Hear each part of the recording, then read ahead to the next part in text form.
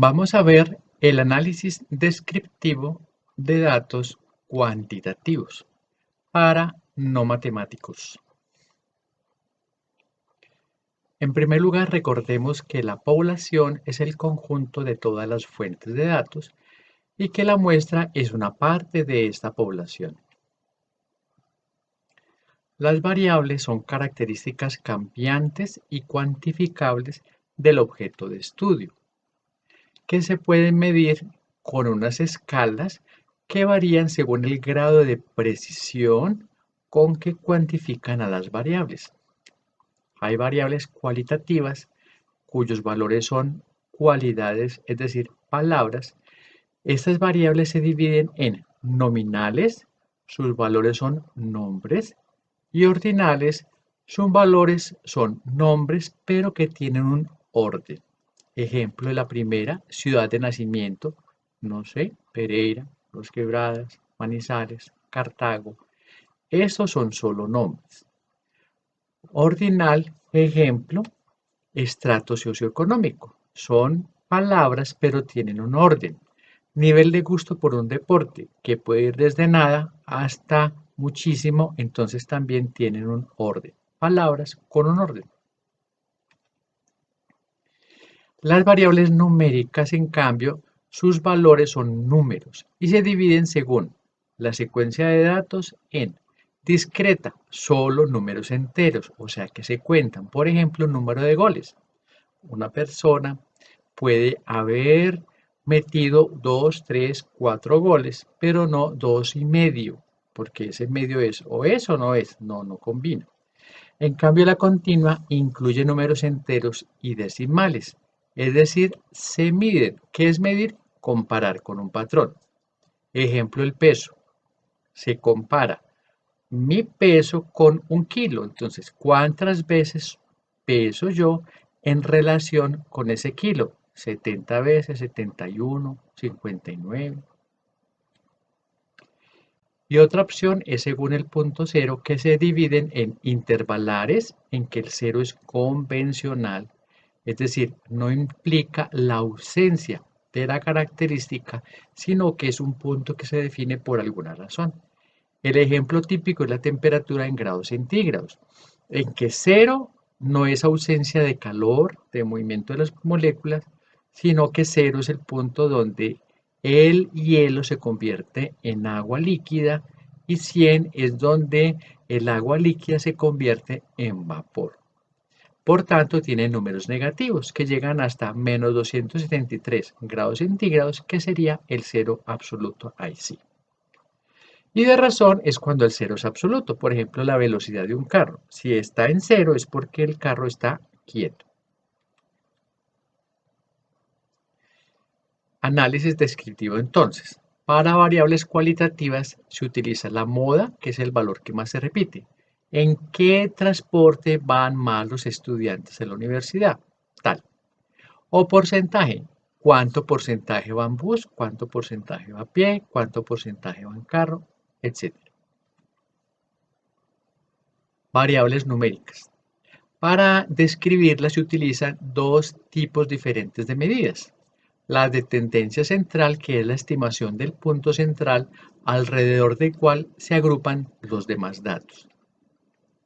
Si un estudiante le pregunta a otro, ¿cómo te está yendo? Y el otro responde, 3143291849, ¿cómo le está yendo? Entonces, es difícil saber por qué la mente no puede pensar en muchos datos al mismo tiempo. Si dijera 3,4 en promedio, entonces sí sabríamos cómo le está yendo. Entonces, para entender los datos necesitamos resumirlos con su punto central. La media entonces es el promedio aritmético. Se suman todos los valores y se divide el total entre el número de datos.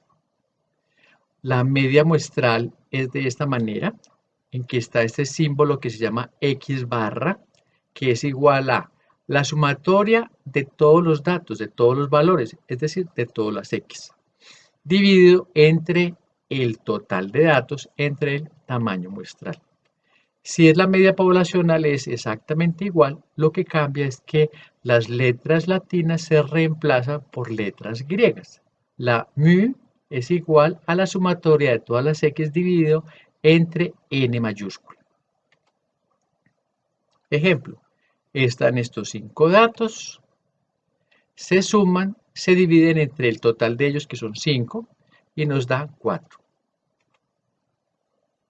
La media es la que más se utiliza porque es la más representativa, es decir, tiene en cuenta el valor de todos los datos y es la más confiable a la hora de estimar los estadísticos de la población a partir de los estadísticos de la muestra.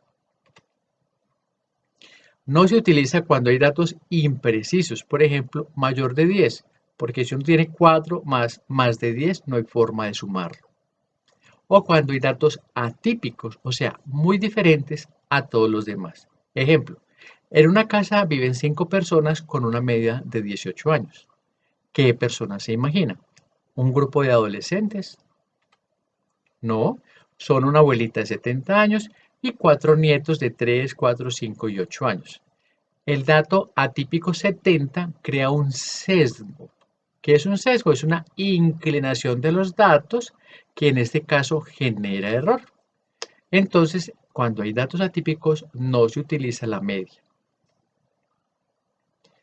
Mediana es la otra medida de tendencia central, que es el valor central luego de poner todos los datos en orden. Cuando no se puede utilizar la media, se utiliza la mediana. Ejemplo, tenemos estos 5 datos. Primero lo ponemos en orden y el dato de la mitad es la mediana.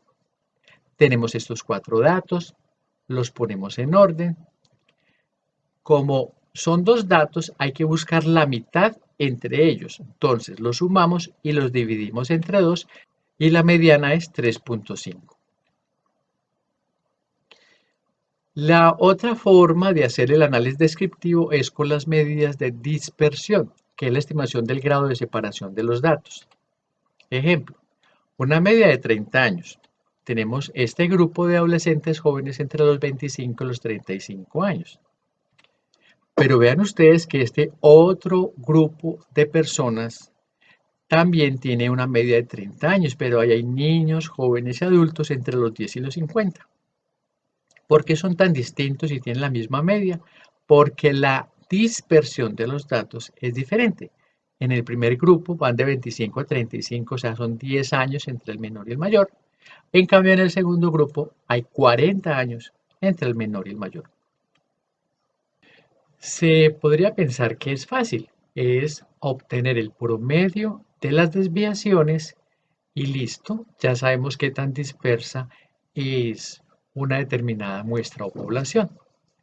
Por ejemplo, tenemos estos datos, la media es 4, a cada uno de los datos le restamos la media y ahí encontramos la desviación.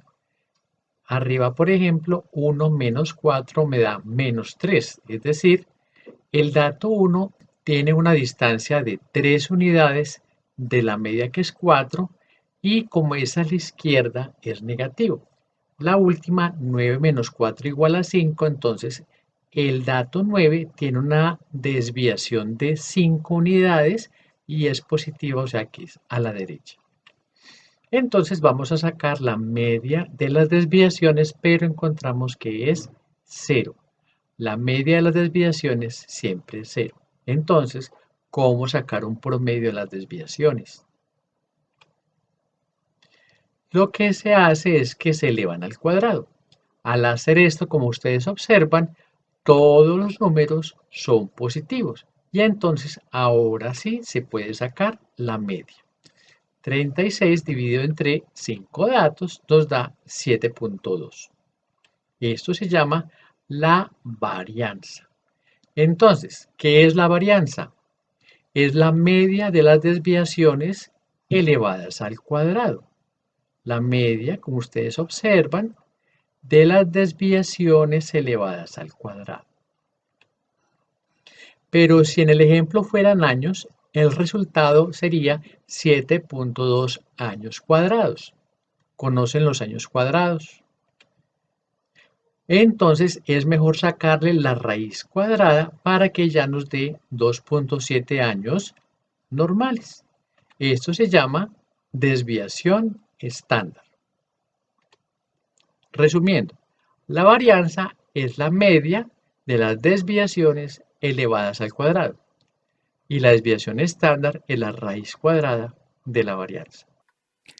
Esta es la fórmula de la desviación estándar poblacional, donde la S sigma es igual a la raíz cuadrada de lo que acabamos de ver, es decir, de la sumatoria de las desviaciones elevadas al cuadrado entre el tamaño de la población.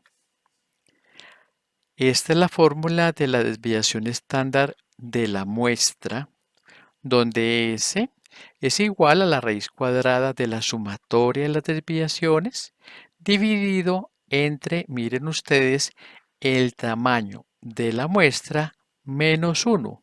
¿Para qué esto? Para corregir desviaciones estándar muestrales erróneamente cortas en muestras de pequeño tamaño. Vamos a explicar esta parte. Ejemplo. Los 400 estudiantes, digamos, del programa Deportes y Recreación, casi todos tienen edades entre 18 y 24 años, supongamos. Sin embargo, hay 2 estudiantes de 16 y un estudiante de 46 años. Pregunta. Si al azar obtenemos una muestra de 10 personas, ¿qué tan probable es que queden incluidos los estudiantes de 16 y 42? Respuesta muy poca. Lo más seguro es que no queden. O sea, en muestras pequeñas los datos extremos no quedan. Entonces su amplitud es menor que la de la población. Si observan en la gráfica, por ejemplo, ahí se observa que la muestra tiene entre 18 y 32 años, pero estos datos extremos no quedaron. Entonces, para intentar evitar este error, se divide entre el tamaño de la muestra menos 1, lo que amplía la desviación estándar y la asemeja a la de la población. Otra medida de dispersión es el rango, que este es muy sencillo, es el número mayor menos el número menor. Aquí tenemos estos datos, los ponemos en orden, al número mayor le restamos el número menor y tenemos 8. El rango intercuartil es la distancia entre el tercero y el primer cuartil. ¿Cómo es eso? Vamos a imaginarnos un pionono y lo vamos a partir en 4 partes iguales. ¿Cuántos cortes se hicieron? Aunque salieron 4 partes, se hicieron 3 cortes o cuartiles. La distancia entre los cuartiles tercero y primero es el rango intercuartil. Entonces, primero se obtiene la mediana o segundo cuartil, es exactamente el mismo valor. Se obtiene la mediana de la primera mitad, que es el primer cuartil, la mediana de la segunda mitad, que es el tercer cuartil, y al tercero se le resta el primero. Ejemplo, tenemos estos números, los ponemos en orden, buscamos la mediana, que es 4 o segundo cuartil. No vamos a tener en cuenta esta mediana, la dejamos aparte y miramos los números que quedan a la izquierda. La mediana de esos 3 números es 3, o sea que es el primer cuartil, y la mediana de la segunda mitad es 6, ese es el tercer cuartil. Al tercer cuartil se le resta el primero y nos da 3. Ejercicios. De los siguientes números 1, 9, 1, 8, 1 de una muestra, obtenga las siguientes medidas estadísticas. Mediana, media, varianza, desviación estándar, rango y rango intercuartil. Con mucho gusto, gracias por la atención.